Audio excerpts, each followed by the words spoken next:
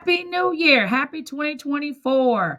I'm Rita Oliver, the CEO and President of Strategies, Options, and Solutions, the money strategist here, helping you with your retirement. That is to create income planning and preparation strategies so you don't retire broke. And what I have on the screen here is something that is very relevant to you, whether you're in corporate America, you work in the federal government, state government, what have you. Anybody out here listening to me in this video that has a 401k. That has a 401k. 401ks are defined contribution plans, and they are the most common retirement vehicle now when you're employed, either particularly in corporate America. They also have it in the federal government as well, in addition to their defined traditional benefit plan. But I'm talking about today are the 401ks. That's where you contribute, your employer matches you, and you select the investments that you want your money that you're investing every pay period or every month. You select the investments that you want your money to go into so that your money will grow and you will have money for life. Now, here on the screen is the S&P 500. The S&P 500 is the global business card to the world that is comprised of 500 stocks of 500 global international companies. Okay?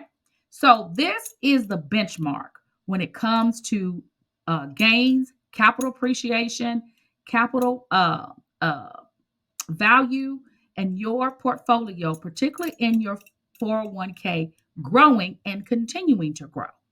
You see, growth happens over time. You have growth within a year. Things could happen the next year because when I look today, S&P 500 and the Dow has been down here for 2 trading days here of 2024. But that doesn't mean that's how the year is going to end. Because if you look at the graph that I have taken a photo here of the S&P 500 from December 30th, 2022 through December 29th, the last trading day of 2023. And if you look at this, you can see that we started off in 2023 or ended 2022 at the S&P around 30, probably about 3,800 here.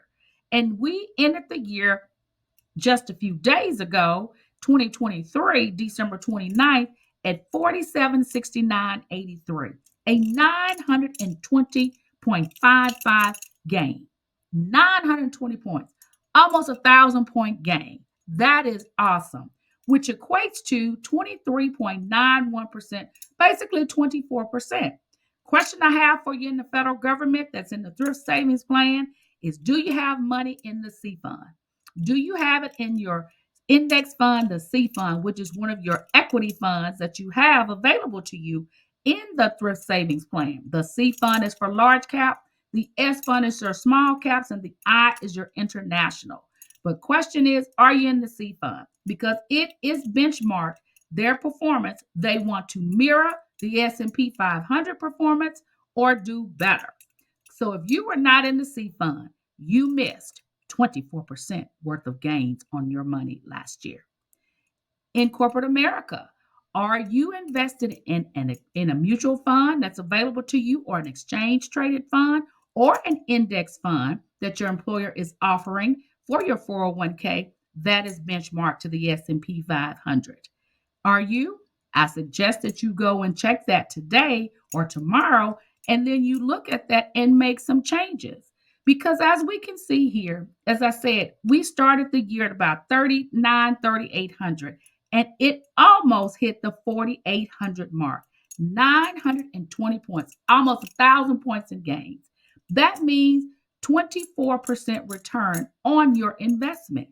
So you need to look at your 401k and your thrift savings plan, and you need to make sure that you have money in equities, and particularly in a fund that is benchmarking with the S&P 500.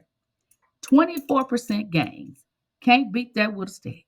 So take the time now. We're at the beginning of the year. You probably have gotten a cost of living raise, and you may have gotten a promotion. You may have gotten a step increase, or whatever increase on your income. Here are the things that you need to do. You need to be contributing to your 401k, number one. Number two, you need to be contributing the maximum dollar amount this year and In 2024, you can contribute $23,000 annually. I think that's about $890 a pay period. And you need to ensure that your contributions are going into funds, particularly one or two that are benchmarked with the S&P 500.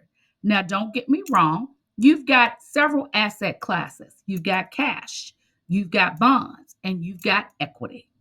So you need to be across all three. But as you can see on the screen, you definitely need to be in equities because equities are about growth.